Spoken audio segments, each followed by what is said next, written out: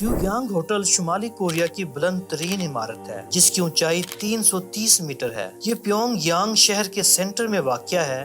یہ شہر بڑی بڑی عمارتوں اور دلکش نظاروں سے بھرا ہوا ہے۔ آپ اس ہوٹل کو کئی کلومیٹر دور سے دیکھ سکتے ہیں۔ 30 سال پہلے اس ہوٹل کی عمارت کی کنسٹرکشن کا آغاز ہوا۔ اس ہوٹل کا خاکہ نمودار ہونے میں ہی کئی سال لگ گئے تھے۔ ہوٹل کے مکمل ہونے کے بعد آج تک اس میں کوئی مہمان نہیں رہا ہے۔ کئی دہائیوں سے پوری عمارت خالی پڑی ہے۔ آئیے جانتے ہیں ہسٹورک بار کی آج کی اس ویڈیو میں کیا کبھی کوئی اس عمارت میں رہ سکے گا اور نارتھ کوریا اس عمارت کو پر اسرار رکھنا کیوں چاہتا ہے۔ جی تو دوستو، اس پر اسرار عمارت کا نام ہوٹل آف ڈوم ہے۔ جیسا کہ آپ جانتے ہیں شمالی کوریا میں میڈیا پوری طرح آزاد نہیں ہے۔ میڈیا سے معتبر معلومات حاصل کرنا بہت مشکل ہے۔ شمالی کوریا دنیا کے آئسولیٹڈ کنٹریز میں سے ایک ہے۔ شمالی کورین حکومت میڈیا کو عوام کی حقیقی امنگوں کو اجاگر کرنے کی اجازت نہیں دیتی۔ شمالی کوریا نے اپنے کیپٹل سٹی پیونگ یانگ میں کافی بڑی بڑی عمارتیں تخلیق کی ہیں، جس کا مقصد دوسرے ممالک کو یہ بتانا ہے کہ ملک امیر اور خوشحال ہے۔ جیسا کہ آپ جانتے ہیں ساؤتھ اور نارتھ کوریا ایک دوسرے کے رائیولز ہیں۔ 1986 میں ساؤتھ کوریا نے سنگاپور میں ایک ہوٹل تعمیر کیا۔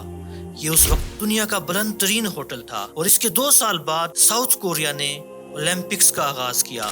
نارتھ کوریا کے لیڈرز نے ساؤتھ کوریا کے مخالف world festival of youth and student کا انعقاد کیا۔ اس فیسٹیول میں دنیا کے 177 ممالک سے 10,000 سے زیادہ لوگ اکٹھے ہوئے، لیکن اس وقت ملک میں ہوٹلز اور اسٹیڈیم اور دیگر سہولیات کی کمی تھی۔ اس لیے حکومت نے پیونگ یانگ شہر میں $4 بلین کی انویسٹمنٹ کی اور ایک نئے ہوٹل کی تعمیر کا پلان بنایا جو ساؤتھ کورین ہوٹل سے 104 میٹر بلند ہونا تھا۔ ریوگیانگ ہوٹل کی تعمیر کا پلان بہت یونیک تھا۔ اس کی بلڈنگ کا ڈیزائن 3 ونگز پر مشتمل تھا اور ہر ونگ ایک دوسرے سے 75 ڈگری کے زاویے پر تھا، اور مکمل ہونے تک یہ تینوں ونگز میں ایک تکون کی شکل اختیار کرنی تھی۔ یہ ہوٹل 105 منزلوں پر اور 3,000 کمروں پر مشتمل ہونا تھا۔ ہوٹل کا کل رقبہ 3,60,000 مربع میٹر تھا۔ ہوٹل میں نائٹ کلب اور ہوٹل کے ٹاپ پر 5 ریسٹوران بننے تھے۔ 1987 میں نارتھ کوریا ہوٹل بنانے کا آغاز کرتا ہے۔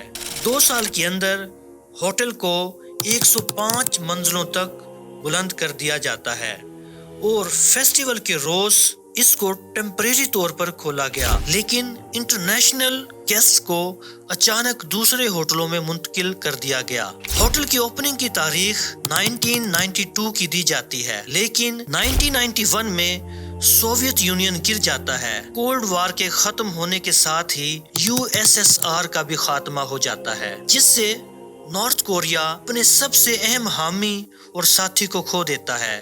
1 سال بعد ہوٹل 330 میٹر کی بلندی تک پہنچ جاتا ہے۔ اس وقت ہوٹل پر $750 ملین انویسٹ ہو چکے تھے اور نارتھ کوریا کے پاس کام کو جاری رکھنے کے لیے پیسے نہیں ہوتے۔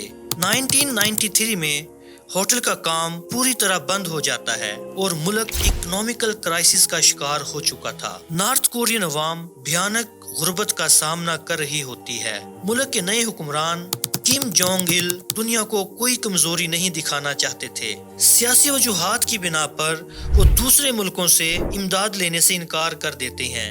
15 سال بعد ملک اکنامیکل کرائسس سے نکلتا ہے تو نارتھ کوریا کی حکومت مصر کی کمپنی کو ہوٹل کی کھڑکیاں اور باقی تعمیر کو مکمل کرنے کا کام دیتی ہے اور ایک جرمن کمپنی کو عمارت کے ٹاپ پر 150 رومز پر مشتمل ہوٹل بنانے کا کام دیا جاتا ہے۔ 2011 میں کم جونگ il کی اچانک موت واقع ہو جاتی ہے اور اسی سال کم جونگ اون نئے لیڈر منتخب ہوتے ہیں۔ 2013 میں جرمن کمپنی اپنے پروجیکٹ کو منسوخ کر دیتی ہے، جس کی وجہ شمالی کوریا اور مغرب میں بڑھتے ہوئے سیاسی تنازعات ہیں۔ ہوٹل کے مکمل ہونے کے بعد کبھی ہوٹل کو کھولا نہیں گیا، کبھی کوئی مہمان اس میں نہیں ٹھہرا۔ اب اس ہوٹل کو ہوٹل آف ڈوم کے نام سے جانا جاتا ہے۔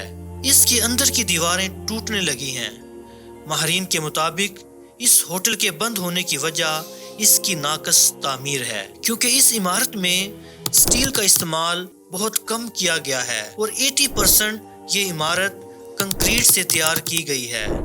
2014 میں پیونگ یانگ میں ایک سکائی اسکریپر گرتا ہے جو کہ مکمل کنکریٹ سے تیار ہوا تھا۔ نارتھ کوریا اپنے نیوکلیر ویپنز آئے دن ٹیسٹ کرتا رہتا ہے۔ 2016 سے اس عمارت کو پروپیگنڈا کے لیے استعمال کیا جا رہا ہے۔ عمارت کے فرنٹ پر ہزاروں اسکرینز لگائی گئی ہیں جن پر 4 منٹ کے ویڈیوز لوپ میں چلتے ہیں۔ ان میں خاص نارتھ کوریا کی ہسٹری اور سیاسی نعروں پر مبنی ویڈیوز ہیں۔ اگر آپ ان اسکرینوں کے پیچھے جھانکیں تو آپ کو کڑوا سچ نظر آئے گا۔ جی تو دوستو، آپ کا اس پر اسرار عمارت کے بارے میں کیا خیال ہے؟ آپ کیا سمجھتے ہیں کہ نارتھ کوریا اس عمارت کو کیوں خفیہ رکھنا چاہتا ہے؟ کمنٹ باکس میں اپنی رائے کا اظہار کریں۔ شکریہ۔